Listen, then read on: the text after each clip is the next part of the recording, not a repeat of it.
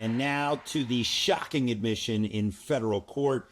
Luigi Mangione admits to the brutal killing of United Healthcare CEO Brian Thompson. Our Alex Miller was in the courtroom. Hey, John, I just got out of the federal courthouse where Luigi Mangione pleaded guilty to the 2 charges against him that dealt with the death of Brian Thompson. They weren't technically murder charges, but they were charges that had to do with resulting in the death of Brian Thompson. It was an incredibly emotional time in there.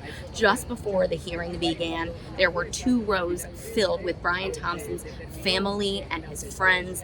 His brother was front and center in a light blue shirt. His wife was in there as well. His mother, his wife, they were crying as Luigi Mangione walked into the courtroom. Mangione briefly looked at them and then looked away. His brother locked eyes with him.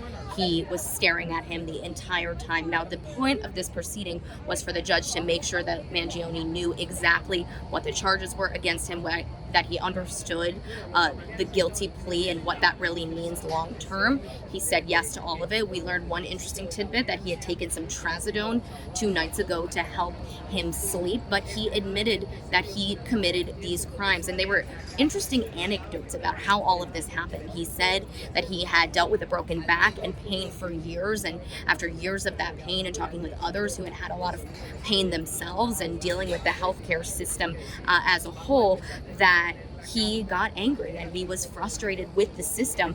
And so that's when he started to look into United Healthcare, found out that they had a conference in Manhattan, and posed as an investor for a company worth $15 billion. He said that when he did that, he got in response to give information about the program of the conference. Within an hour, he said something that did not happen as he tried to deal with health insurance issues on his own from United Healthcare. So he traveled to New York and he committed this crime. He shot Brian Thompson twice, admitting so in open court. Now, the family crying throughout this entire proceeding. When he said he was guilty, once again, he had to say it once at the beginning and once at the end. When he said that, his brother looked up at the sky, took a very deep breath, almost a sigh of relief that this was all over. Now, what does this look like for Luigi Mangione? Just a couple of blocks away, he is supposed to start his state trial, but his attorneys say that shouldn't happen because that would constitute double jeopardy. Now, jury selection is set to begin for this state trial on September 8th. His attorney saying after this hearing was over that they've already filed a motion to have these charges dismissed because of double jeopardy. So it'll be really interesting to see how all of that unfolds.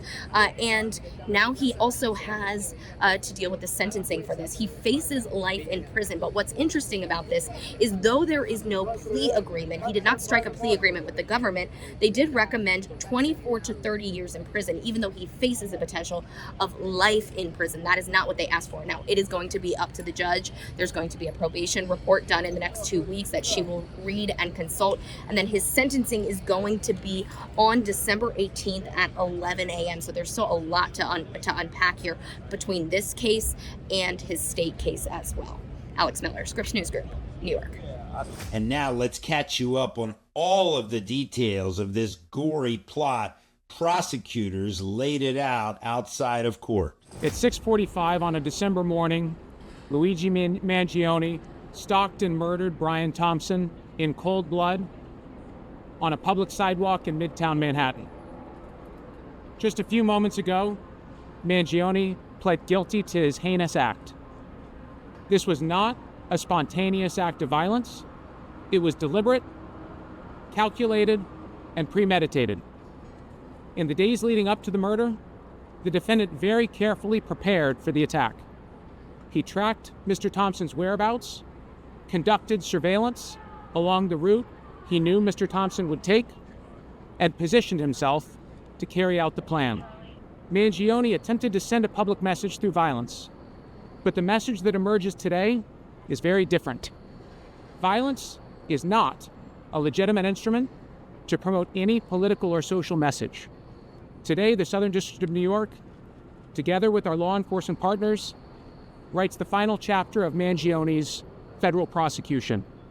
Now, he stands convicted in federal court and faces life in prison. One other point that's important to note. While the defendant pled guilty, our office does not have a plea agreement with him.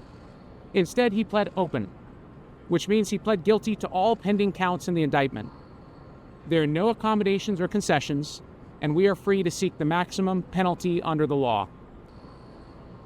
I want to express on behalf of all of us here our deepest sympathy and compassion for the many family members and friends of Brian Thompson. Mr. Thompson's family and many of his friends were in court for the guilty plea today. I know they will have an opportunity to be heard at sentencing. We all stand in awe of their love for their family and for their friend, and their unwavering commitment to seeing justice done in this case. And to those who idolize Luigi Mangione, I say this: violence is not a cause, murder is not a message, and a killer is certainly not a hero.